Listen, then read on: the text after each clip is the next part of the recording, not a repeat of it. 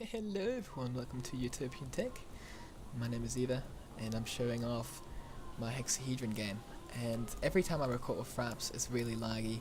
But yeah, if you guys haven't seen yet, the walking is a lot smoother. I'm going to explain that in a second after I turn to flat grass and I removed my speed hacks because I have speed hacks on right now.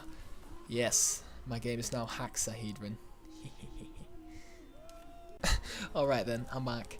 So here we are in a flat grass world. Basically, I added some particles. I don't really know. Paul, do you like the particles? Yep.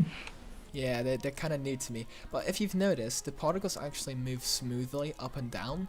And if you're wondering how that works, well basically, I've been messing around with the moving and shit, because in the previous version, oh yeah, there's a bug by the way with the sprite, with the texture moving. But yeah, basically in the previous one, I just added X and Y as a coordinate. But right now, I've actually added velocity, which basically is the same as adjusting the X and Y, but it actually adjusts itself. So basically, if I would put the X and Y up, if it reached a certain number, it would slowly go down. And basically, if I jump, you can also see that that's a lot smoother, because the gravity is actually also velocity. So jumping and gravity is the velocity. So jumping, the velocity would be -16, and gravity would be 4 in the velocity that's good verticals. So you would assume that if we have if you have a velocity for horizontal and vertical, you can make it go like that. So basically, you have a smooth way of moving, and it works the same for the particles. They also have two velocities, but basically the velocity or the particles are derived from the entity class, so they're actually an entity themselves. So you could play as a particle, but you'll die within 100 ticks. So, well, between 0 and 100 ticks, that is. But yeah, so basically that's it for now.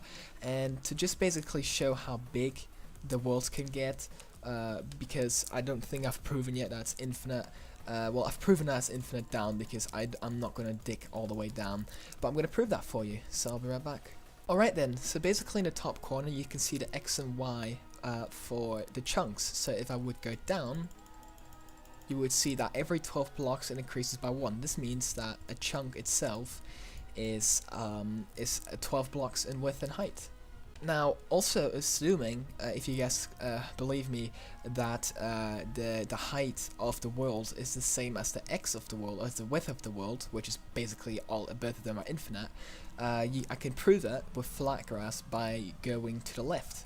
So I would use my speed hacks, and you would see that, yeah, we're generating a lot of chunks right now. So you can see that we're already at -50 chunks, -60 chunks, -70 chunks, and so on. So I'm just going to try and slow down here because my speed hacks they're kind of fast.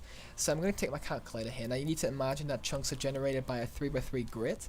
So if we would have 90, we would multiply that by 9, and we would already have been generating 810 chunks in the memory. Now to prove that's also infinite down, I will go and remove every block in the game by modifying my world generation, and you can see that the Y does exactly the same, except that I'll probably have to exit before my game crashes. Oh yeah, and with crashing that means that basically the memory will either get full, or it just gets really slow and it crashes because there's too many chunks in the game. Alright, so here's my proof, and I hope that my memory doesn't crash, and you guys can see that this is actually pretty much digging down, but you can see that my frame rate is dropping, so I'm gonna go now. See you later.